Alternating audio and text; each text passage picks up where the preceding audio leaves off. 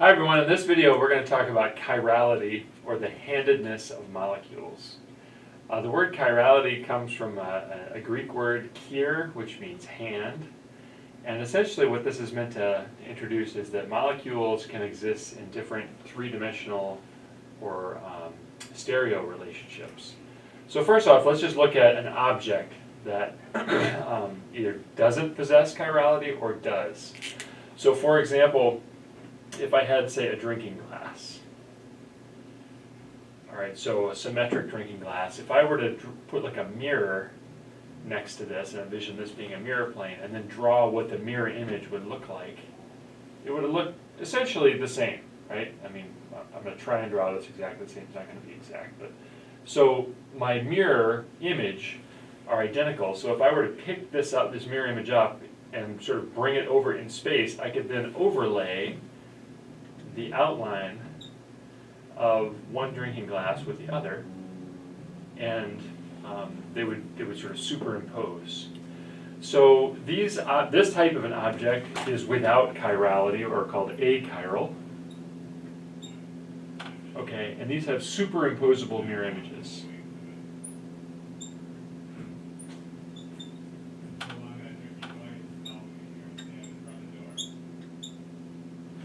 Okay, again, if I take the one mirror image, I could sort of pick it up in my mind and sort of bring it over and overlay the other image. An example of an object that has handedness are, in fact, our hands. So if I were to draw sort of a crude diagram, okay, let's say this is my left hand with my palm facing me and the back of my hand facing you. If I were to draw the mirror image, let's put a solid line. Again, these are crude mirror images, they're not going to be exact, but presumably my left and my right hand with both palms facing me are mirror images of each other, except for the fact that I've got a ring on. But so those are mirror images. And now if I try and pick this hand up and overlay it, notice that they do not overlay. My thumbs are pointing in different directions. Now you might say, well, why can't I just turn my hand over and overlay it that way? Well, now they're not really mirror images of each other, right? I have one palm facing me and one palm facing away. So this is an example where these objects possess chirality, or handedness. So these are called chiral. Okay, so that's an example of objects that possess chirality. As we'll see here in just a second, it turns out that molecules can actually potentially possess chirality. So it turns out that molecules that contain carbons, if those carbons have 4 different groups attached to them, they can potentially be chiral. So carbons with 4 different groups attached are called chiral. So let's just look at an example of what I'm talking about here. So if I were to draw a carbon with 4 different groups, now I'm going to draw this out in a 3-dimensional way with my dashed and wedged bonds. Let's make this a CH3 here, and let's make this an OH, and then let's put a bromine here. Okay, so this molecule now has that particular structure. If I were to draw the mirror image of this, so I'm drawing a mirror plane here, the mirror image would look like this.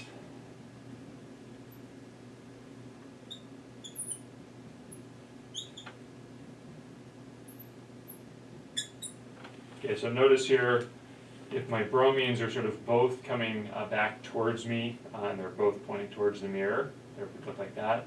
Both of these OHs are sticking out towards you and towards the mirror. And then the 2 H's are in the plane of the page, or the plane of the board here, and then my 2 methyls as well. So these molecules are now mirror images, but if I sort of pick this up mentally in my mind and try and bring it over and overlay this molecule, something curious happens. So envision taking this, I'm going to now rotate it 180 degrees.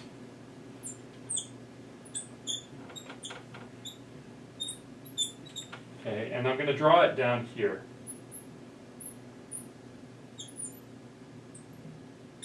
Now if I rotate this 180 degrees this way, the methyl group is now going to come over to this position. And my hydrogen is still sticking out. But notice what happens. The OH is actually going to be back here, and my bromine is going to be sticking out towards me. So notice that the OH and the bromines do not match up in terms of if I were to now try and move this up and overlay the atoms. So because this carbon has 4 different groups attached, it can exist in 2 different stereoisomers, and these particular stereoisomers are called enantiomers.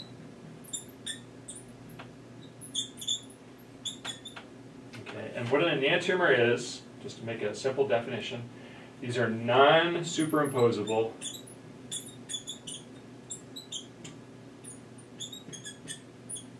mirror images. Okay, like I have here. This is the mirror image, and it's non-superimposable. So these 2 compounds would be classified as enantiomers. Enantiomers are a special type of stereoisomer. And stereoisomer just simply means that we're talking about the 3-dimensional connectivity of atoms.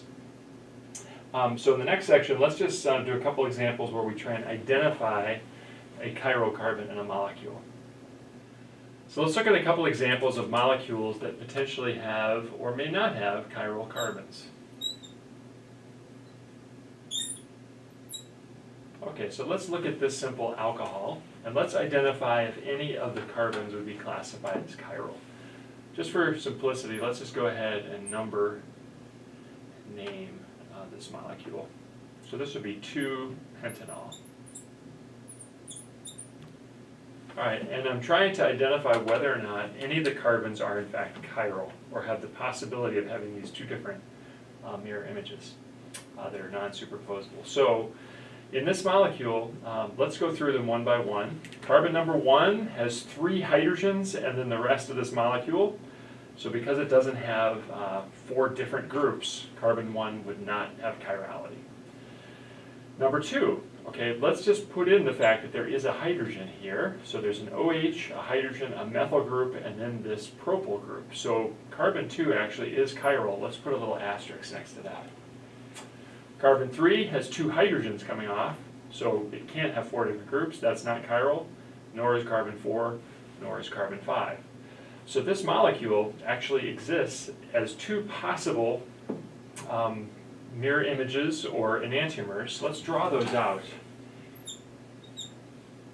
One of them I could draw like this, with the OH sort of coming out towards me, and the other molecule I could draw like this. These 2 are related as enantiomers.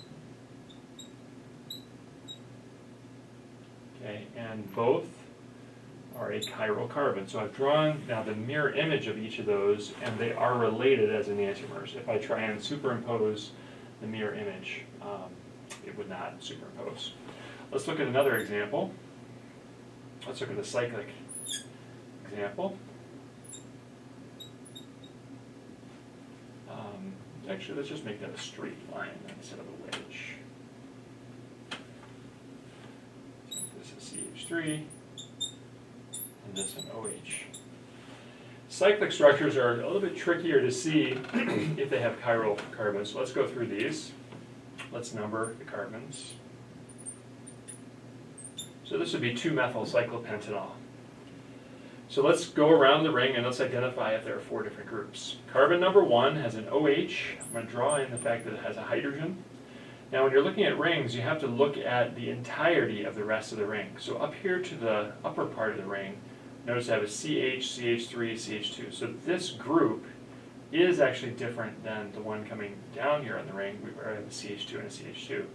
So this carbon would actually be chiral. This carbon as well, notice I have a hydrogen, methyl, those are different. I have this half of the ring with a CHOH, and then this over here which is CH2. So carbon number 2 is also chiral. Now it turns out, as you start to increase the number of chiral carbons, the number of possible arrangements of these sort of increases exponentially. It turns out that there are potentially 4 stereoisomers. of these. Okay, I could have the two where both the methyl and OH are both sticking out, where they're both sticking back, one where the methyl is sticking back and the OH is up, or vice versa. So there's a possibility of 4 stereoisomers. In general, the number of chiral carbons